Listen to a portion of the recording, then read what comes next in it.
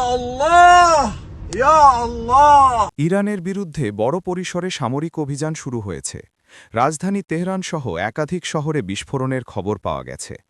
একই সময়ে ইসরায়েল ও ইরানের বিভিন্ন লক্ষ্যবস্তুতে হামলা চালানোর কথা নিশ্চিত করেছে। হামলা হয়েছে প্রেসিডেন্সিয়াল প্যালেস, কমান্ডো গোয়েন্দা দপ্তর এবং সামরিক টার্গেটে। মার্কিন বাহিনী মধ্যপ্রাচ্যের ঘাঁটি ও বিমানবাহী রণতরী থেকে ধারাবাহিক বিমান হামলা চালাচ্ছে বলে জানা গেছে। মূল লক্ষ্য হিসেবে ধরা হচ্ছে ইরানের পারমাণবিক কর্মসূচি, ক্ষেপণাস্ত্র সংরক্ষণ কেন্দ্র ও বিপ্লবী গার্ড সংশ্লিষ্ট স্থাপনাগুলোকে। ইরান ইতিমধ্যে আকাশসীমা বন্ধ করেছে এবং সম্ভাব্য পাল্টা হামলার আশঙ্কায় ইসরায়েলে জরুরি অবস্থা জারি হয়েছে।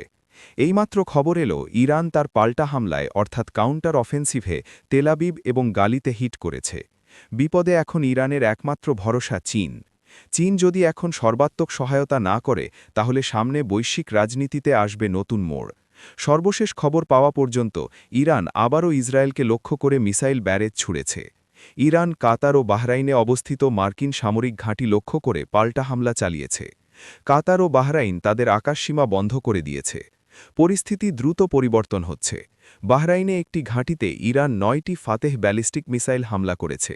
এর মধ্যে একটি মিসাইল ইন্টারসেপ্ট হয়েছে, বাকি ৮টি হিট করেছে মার্কিন বেইজে। তেলাবিবের দিকে প্রায় ৩০টি ক্ষেপণাস্ত্র নিক্ষেপ করা হয়েছে বলে প্রাথমিকভাবে জানানো হয়েছে। কিছু প্রতিবেদনে উৎক্ষেপণের সংখ্যা ৩০ থেকে ৭০টির মতো হতে পারে বলে উল্লেখ করা হয়েছে। এদিকে হুতিরা ঘোষণা দিয়েছে লোহিত সাগরে আবারও আমেরিকা ও ইসরায়েলি জাহাজে আক্রমণ শুরু হবে। এছাড়া ইসরায়েল অভিমুখে ব্যালিস্টিক মিসাইল ছুড়েছে তারা। ইরানের সবচাইতে বড় দুর্বল জায়গা ছিল তাদের এয়ার ডিফেন্স সিস্টেম। পাশাপাশি ইরানে প্রচুর পরিমাণে মোসাদ এজেন্ট সক্রিয়, যা হয়তো পরে প্রমাণিত হবে। ইসরায়েলের হামলা সাধারণত নিখুঁত হয়। তারা যখন হামলা করে বড় পর্যায়ের নেতাদের লক্ষ্য করেই হামলা করে। হয়তোবা এই হামলার পর শোনা যাবে ইরানের বড় পর্যায়ের নেতাদের মৃত্যুর কোনো খবর।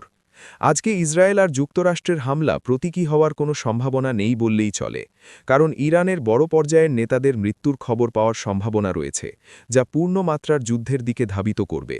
বিভিন্ন খবরের মাধ্যমে আবেগীভাবে আমরা ধারণা করেছিলাম চীন, রাশিয়া হয়তো উচ্চ শক্তিসম্পন্ন এয়ার ডিফেন্স সিস্টেম দিয়েছে, যা আবারও ভুল প্রমাণিত হল। এই যুদ্ধ পূর্ণমাত্রার হলে আমাদের জন্য চিন্তার বিষয়। প্রথমত, মধ্যপ্রাচ্য জুড়ে অস্থির পরিস্থিতির সৃষ্টি হবে। হরমুজ প্রণালী বন্ধ হওয়ার সম্ভাবনা প্রবল, আর যুদ্ধে পৃথিবীর যে প্রান্তেই শুরু হোক তার প্রভাব পড়ে আমাদের দেশের বাজারে।